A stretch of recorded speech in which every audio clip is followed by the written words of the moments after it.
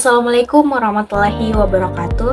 Hello everyone, perkenalkan nama saya Melvina Nur Cahyani dengan NIM 202205010114 dengan program studi Ekonomi Syariah.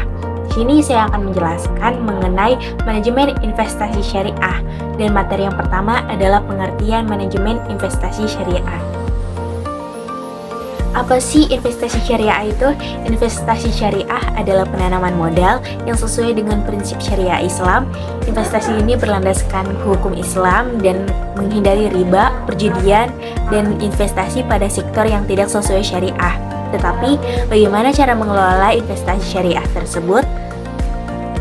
Nah, manajemen investasi syariah ini adalah manajemen profesional yang mengelola beragam sekuritas atau surat berharga seperti saham, obligasi, dan aset lainnya seperti properti dengan tujuan mencapai target investasi yang menguntungkan bagi investor, baik institusi maupun perorangan. Sedangkan pengertian manajemen syariah adalah seni dalam mengelola semua sumber daya yang dimiliki dengan tambahan dan metode syariah. Selain itu, instrumen investasi syariah.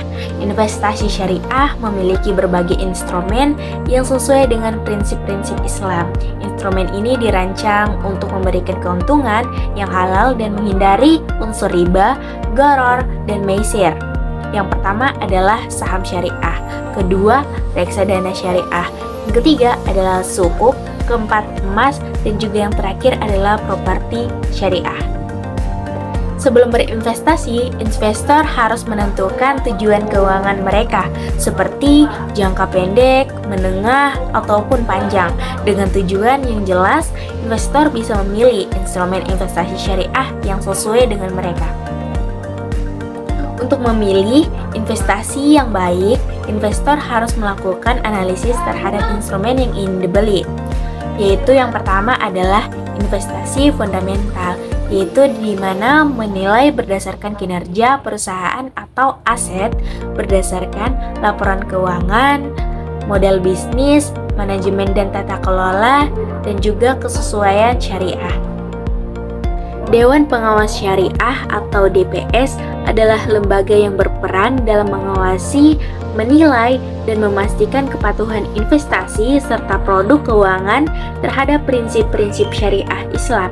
DPS beroperasi dalam berbagai institusi keuangan syariah seperti bank syariah, perusahaan asuransi syariah, reksadana syariah, dan juga sukuk.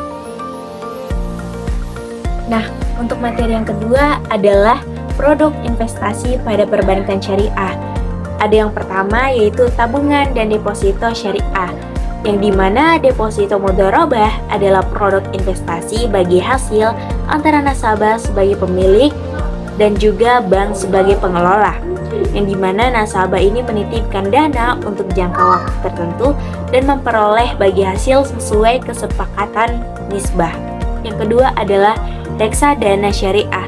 Reksadana syariah merupakan wadah menghimpun dana masyarakat yang berinvestasi dalam portofolio efek syariah yang dikelola manajer investasi.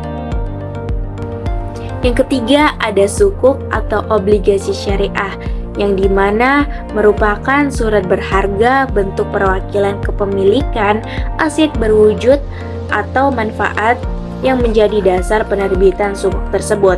Yang keempat adalah produk investasi berbasis emas, yang dimana beberapa bank syariah menawarkan produk investasi yang berbasis emas seperti emas batangan atau tabungan emas. Nah, nasabah ini dapat berinvestasi dengan membeli emas yang kemudian disimpan di bank untuk diambil keuntungannya di kemudian hari. Yang kelima adalah saham syariah, yang merupakan bukti dari kepemilikan perusahaan yang usahanya serta pengelolaan dananya sesuai nilai Islam. Yang keenam adalah asuransi syariah, yang dimana ini berbeda dengan asuransi konvensional karena dalam asuransi ini premi yang telah terbayar oleh nasabah akan tetap menjadi hak milik mereka. Yang ketujuh adalah tabungan pendidikan, yang dimana tabungan ini merupakan jenis tabungan yang jangka dan jumlah setoran bulanan secara fleksibel tabungan ini memberikan hasil investasi yang menguntungkan dibandingkan tabungan pendidikan konvensional. Yang kedelapan ada ETF atau Exchange Traded Fund, yang dimana merupakan jenis reksadana yang terbentuk kontrak investasi kolektif, di mana unit penyertaannya dapat diperdagangkan di bursa efek layaknya saham biasa. Yang kesembilan adalah obligasi berkelanjutan, yang dimana obligasi berkelanjutan atau sustainable sukuk merupakan jenis sukuk yang dananya digunakan untuk membiayai proyek-proyek ramah lingkungan, aktivitas sosial, atau proyek pembangunan berkelanjutan.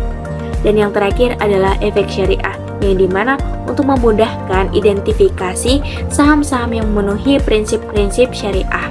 Otoritas Jasa Keuangan telah menerbitkan daftar efek syariah yang berisi daftar emiten saham sesuai syariah di Indonesia. Materi yang ketiga adalah pasar modal syariah. Apa sih pasar modal syariah itu? Pasar modal syariah adalah pasar yang sesuai dengan syariah Islam, atau dengan kata lain instrumen yang digunakan berdasarkan pada prinsip-prinsip syariah, dan mekanisme yang digunakan juga tidak bertentangan dengan prinsip-prinsip syariah, antara lain tidak boleh ada riba, gharar, dan juga maisir. Selanjutnya adalah produk investasi syariah.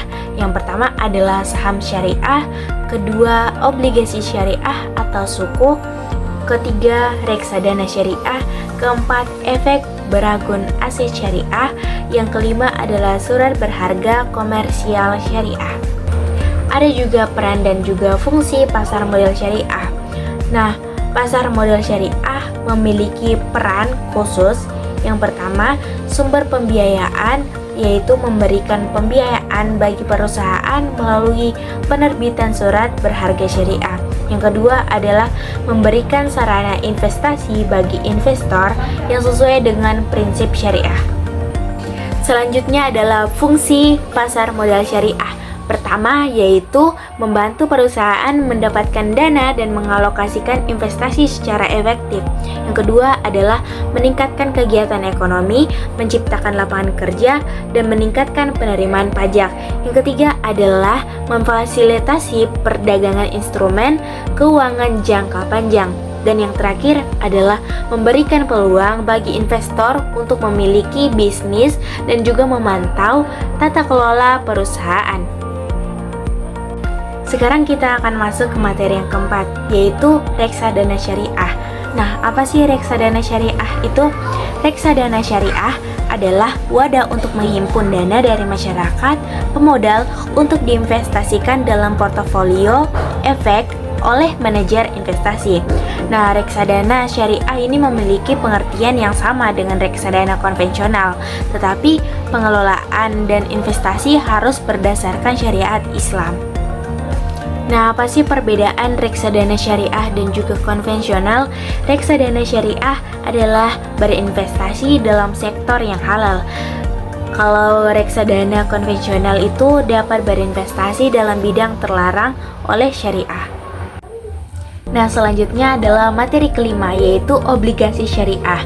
Apa sih obligasi syariah itu?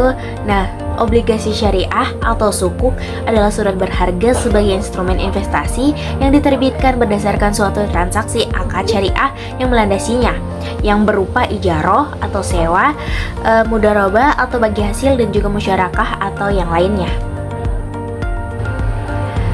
Lanjut ke kendala dan strategi pengembangan obligasi syariah. Yang pertama adalah belum banyak masyarakat yang paham tentang keberadaan obligasi syariah ini, apalagi sistem yang digunakannya. Yang kedua adalah masyarakat dalam menyimpan dananya ini cenderung didasarkan atas pertimbangan pragmatis di usia yang masih relatif muda dan juga sistem yang berbeda. Selanjutnya, strategi pengembangan obligasi syariah. Yang pertama adalah langkah-langkah sosialisasi dilakukan untuk membangun pemahaman masyarakat akan keberadaan obligasi syariah di tengah rentan masyarakat. Yang kedua adalah usaha untuk menarik pasar modal secara emosional, secara statistik relatif lebih sedikit daripada pasar rasional. Yang ketiga adalah untuk meningkatkan kepercayaan masyarakat, usaha untuk meningkatkan profesionalitas, kualitas, kapabilitas, dan efisiensi untuk selalu dilakukan oleh obligasi syariah. Kita lanjut ke materi yang keenam, yaitu asuransi syariah. Asuransi syariah adalah usaha saling melindungi dan tolong-menolong di antara sejumlah orang atau pihak melalui investasi dalam bentuk aset atau tabaruk yang memberikan pola pengembalian untuk menghadapi resiko tertentu melalui akad atau perikatan yang sesuai dengan syariah. Dasar hukum dalam Al-Qur'annya itu terdapat pada surah Al-Maidah ayat 2 yang berbunyi, dan tolong-menolonglah kamu dalam mengerjakan kebajikan dan takwa, dan jangan tolong-menolong dalam berbuat dosa dan pelanggaran, dan bertakwalah kamu kepada Allah, sesungguhnya Allah amat berat siksanya. Adapun akad-akad dalam asuransi syariah, akad yang sesuai dengan syariah adalah yang tidak mengandung gharar atau penipuan, maisir atau perjudian, riba, zulm atau penganiayaan, riswah atau suap, barang haram, dan juga maksiat. Nah, akad yang digunakan dalam asuransi syariah yaitu akad tabaruk, yang dimana perjanjian nirlaba atau sukarela yang melibatkan pemberian tanpa imbalan dengan tujuan tolong-menolong dan berbuat kebaikan. Yang kedua adalah akad tijarah, yang dimana perjanjian komersial dalam ekonomi syariah yang dilakukan untuk mencari keuntungan. Adapun sistem pengelolaan dana dalam asuransi syariah, yang pertama adalah mengandung unsur tabungan. Dalam asuransi syariah adalah mekanisme di mana premi yang dibayarkan oleh peserta dibagi menjadi dua bagian dan dikelola dalam dua rekening terpisah. Yang kedua adalah sistem yang tidak mengandung unsur tabungan, yaitu mekanisme pengelolaan dana peserta di mana seluruh premi yang dibayarkan oleh peserta dimasukkan ke dalam satu rekening khusus yang disebut rekening tabaruk saja, tanpa dipisah menjadi rekening tabungan dan rekening tabaruk seperti pada sistem yang mengandung unsur tabungan.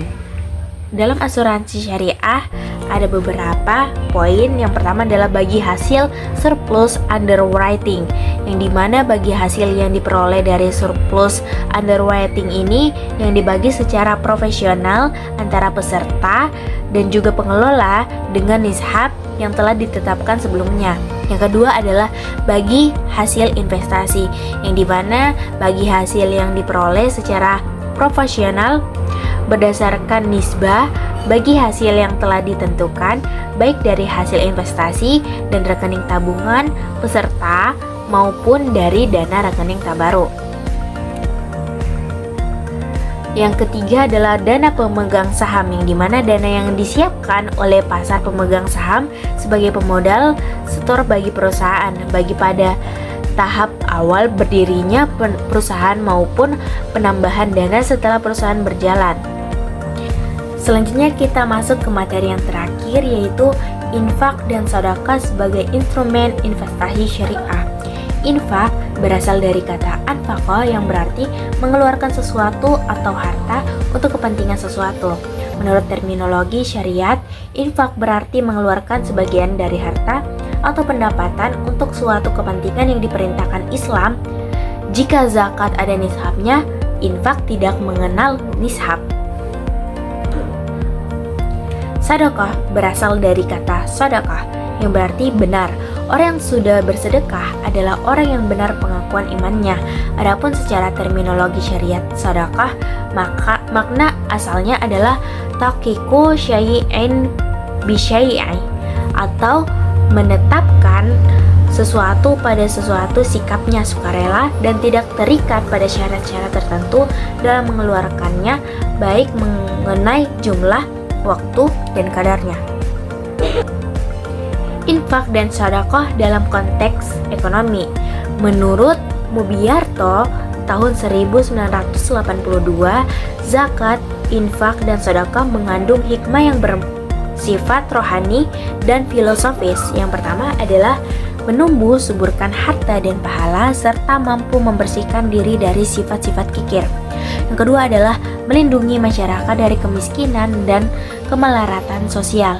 Yang ketiga adalah mewujudkan rasa solidaritas dan kasih sayang di antara sesama manusia. Dan yang terakhir adalah mengurangi kefakir miskinan yang merupakan masalah sosial. Investasi, dana, infak, dan sedekah itu ada 4 macam. Yang pertama, investasi di ruko. Yang kedua, investasi mudharabah. Yang ketiga, investasi musyarakah. Dan yang terakhir, persewaan. Baik, itulah tadi materi yang sudah saya jelaskan dari ke-8 materi tersebut. Mohon maaf jika ada kekurangan. Saya tutup. Wassalamualaikum warahmatullahi wabarakatuh.